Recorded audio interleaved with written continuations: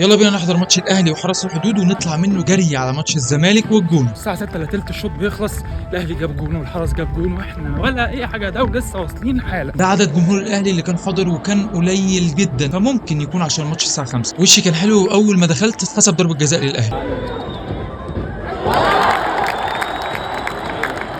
وخلص الشوط الاول بنتيجه 2-1 للاهلي. بدا الشوط الثاني بمفاجاه وتعادل من حرس الحدود. اللقطه دي مهمه جدا عشان ده وقت تغيير جراديشار ونزول عمر كمال مكانه. الجمهور كله هاجم عماد النحاس في اللقطه دي لدرجه ان وليد صلاح الدين قام ووقف وقال لهم اهدوا ركزوا في الماتش وخلوا الدنيا تمشي. ويجيب الاهلي الجون الثالث عن طريق المجتهد ياسر ابراهيم. ودي لقطة ما تطلعش من مهاجم عنده 3 سنين. صفر الحكم ونهى الماتش بفوز الاهلي 3-2، بس برضه ده مش الاهلي. ودي اللقطة اللي قلبت الدنيا ساعة جايزة مان اوف ذا ماتش، اللي انا من وجهة نظري ياسر يستحقها 100%. ومن الكلية الحربية جري على استاد القاهرة عشان نلحق ماتش الزمالك. الحمد لله وصلنا ماتش الزمالك بدري كمان، يعني اللعيبة لسه بتنزل والماتش لسه هيبدأ، فنبدأ على نظافة. نهار ابيض على الطلقة اللي في العارضة.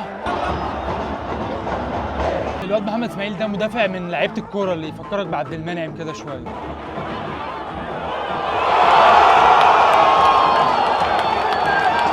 الهدف الأول للزمالك.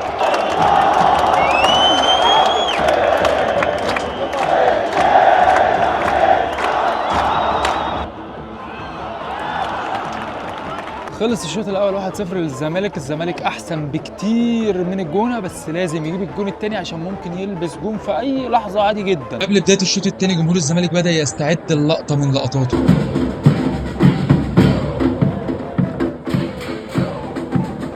بدأ الشوط الثاني بكرة خطر جدا من الجونه، رشقت في العارضه.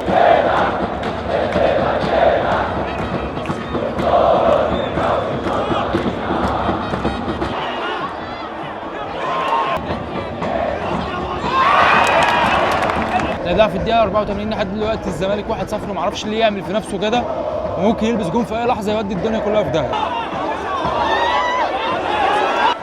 طب هو عايز يدخل بالكرة جوه الجون، يعني هو نفسه يدخل بالكرة الجون مثلا.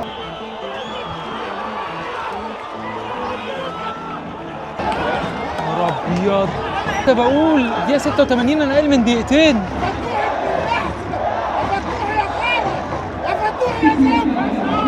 يا رب يا رب يا رب. خلص الماتش، الزمالك اتعادل 1-1 ولبس جون في اخر كام دقيقه. اللي انا قلته حصل فعلا، والزمالك بيعمل احلى مكافاه للاهلي قبل ماتش القمه. وبصراحه الاهلي في الحاجات دي ما بيرحمش.